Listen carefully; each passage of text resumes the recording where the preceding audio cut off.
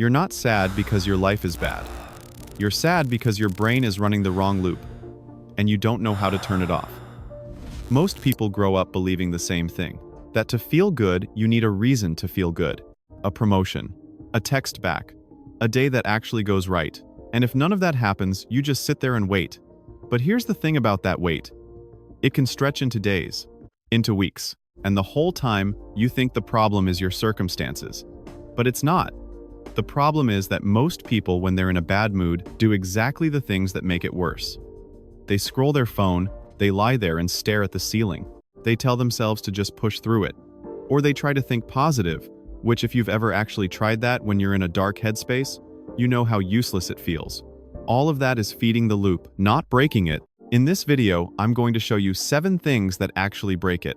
No medication, no therapist appointment, no perfect conditions needed, and none of them take more than 5 minutes.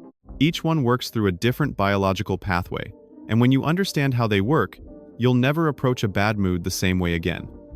But the last one, number 7, is the one I need you to stay for. Because it's the habit most people are doing completely backwards every single day. And that one mistake is quietly making everything harder than it needs to be. Right now, where are your shoulders? Take a second and actually check. Are they raised up toward your ears? Is your jaw tight? Is your chest caved inward? If any of that is true, here's what's happening inside your body without you knowing it. Your brain is receiving a low-grade emergency signal on repeat every single second, and it's been doing that since the moment you sat down. Here's what almost nobody tells you. Your brain doesn't just control your body. Your body controls your brain right back. The connection goes both ways. When you sit hunched over, shoulders forward, chest closed, your brain reads those physical signals and translates them into one message: danger is present, stay alert. And in response, cortisol, your stress hormone, starts climbing. Your mood drops, your thinking gets narrower, everything feels slightly heavier. Not because anything actually changed, because of the position your body has been holding for the last few hours. This is why posture is not about looking confident. It's about what those physical signals are telling your nervous system in real time. So here's what I want you to do right now. Stand up, roll your shoulders back and down, open your chest, let your chin sit level, and hold that position for 90 seconds, no eyes closed. No meditation, no special breathing, just hold it. Research from Harvard found that holding an open, expansive posture for as little as 90 seconds produces measurable changes in hormone levels, testosterone rises, cortisol starts to fall. Not after a week of practice. In that session, that's not a motivational claim. That's biology responding to a physical input. Your brain cannot tell the difference between a posture you're holding because you feel confident and one you're holding because you decided to. It just receives the signal. You just sent it a new one. You have been told to take a deep breath your entire life. But nobody told you that breathing in actually increases stress. That's not an exaggeration. Inhaling activates your sympathetic nervous system, the system responsible for alertness and the stress response. Exhaling activates your parasympathetic nervous system, the system responsible for calm and recovery. So the ratio between your inhale and your exhale at any given moment is literally determining which system is running your body right now.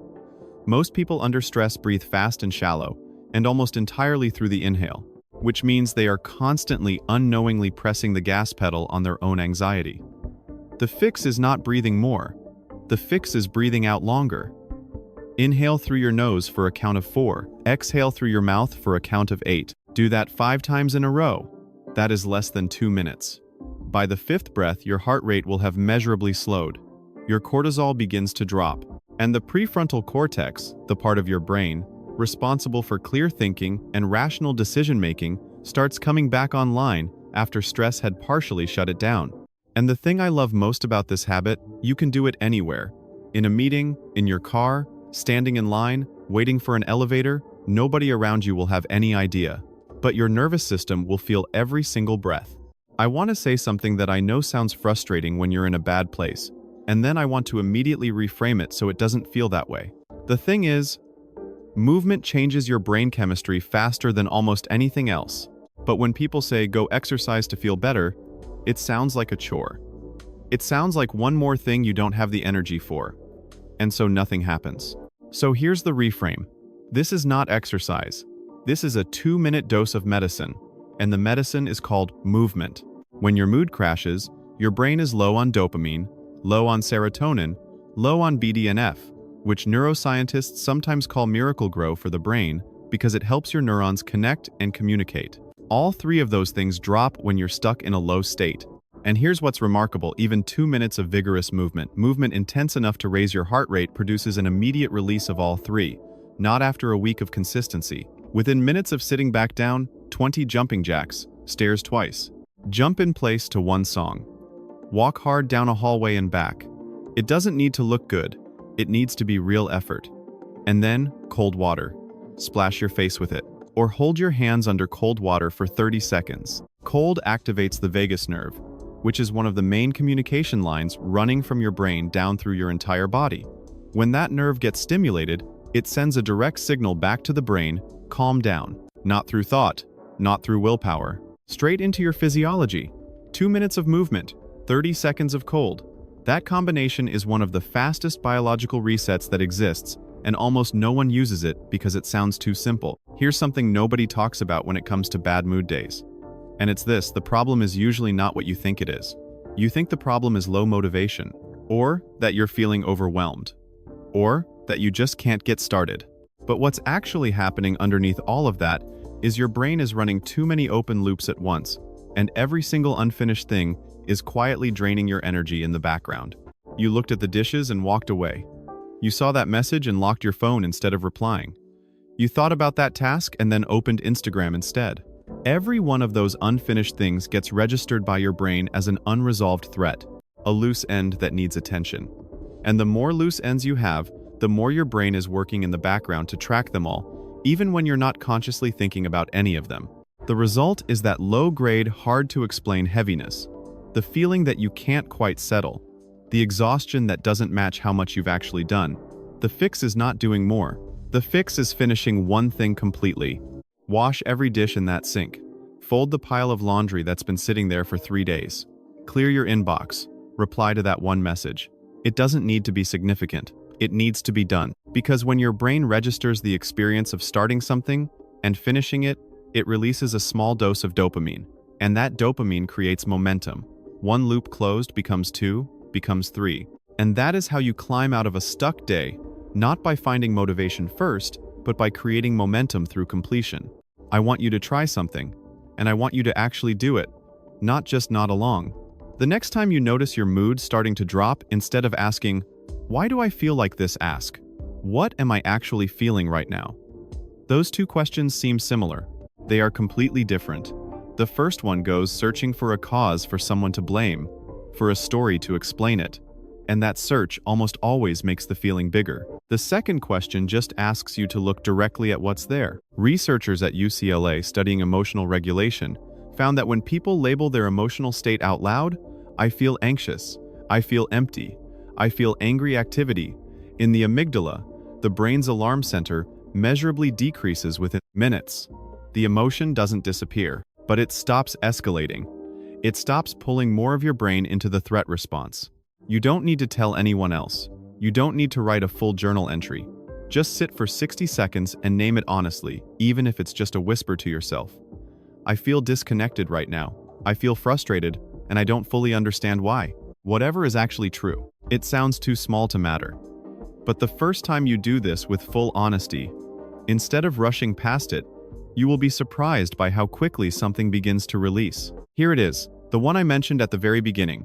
The habit that most people are doing completely backwards every single day. Habit 7 is not about adding something new to your routine. It's about stopping something. You are already doing something that feels like relief, but is actually making everything worse. Every time a bad feeling rises, what do you reach for? Your phone, something to eat, a show to put on in the background, anything to get some distance from that feeling. And in the moment that works, the feeling fades. You feel a little better. So your brain logs that as a successful strategy. When discomfort appears, avoid it. But here is what's actually happening. Every time you avoid a difficult emotion, your brain learns one lesson: that emotion is dangerous, escape immediately. And the next time it shows up, the pull toward avoidance is stronger, the window of tolerance gets smaller, you become more reactive, more fragile, more easily overwhelmed, not because your life got harder, but because your brain has been trained to treat normal emotional discomfort as a 5-alarm emergency. You are not escaping the emotion. You are teaching your brain to be more afraid of it. Habit 7 is the opposite of that. The next time a bad feeling rises before you reach for your phone, you stop. You take one breath, and you say to yourself either out loud or quietly, "It is okay that I feel this right now." Not surrender, not deciding to stay there forever, just opening the door and letting it move through instead of locking it inside where it builds. Emotions were designed to be temporary. They move through you when you let them. When you block them with distraction, they get stuck. They accumulate, and they come back heavier every single time. So here's everything together. 90-second posture reset. The long exhale, 4 counts in, 8 counts out. Cold water and 2 minutes of real movement. Finish one small thing completely. Name what you are actually feeling. And when the hard feeling comes, stop, breathe, and let it be okay that it's there. Not your brain is lying to you when it says there is nothing you can do. When it says you have to wait for something good to happen before you're allowed to feel good. When it says that this low, heavy, stuck feeling is just who you are instead of a temporary state that is passing through. Tomorrow when you wake up and the weight is there, don't ask why. Ask which one of these you're trying first. That is the difference between someone who gets pulled under by their emotions and someone who knows how to turn the loop off. Save this. Not to rewatch, but to remember on the days when you forget that you already have everything you need.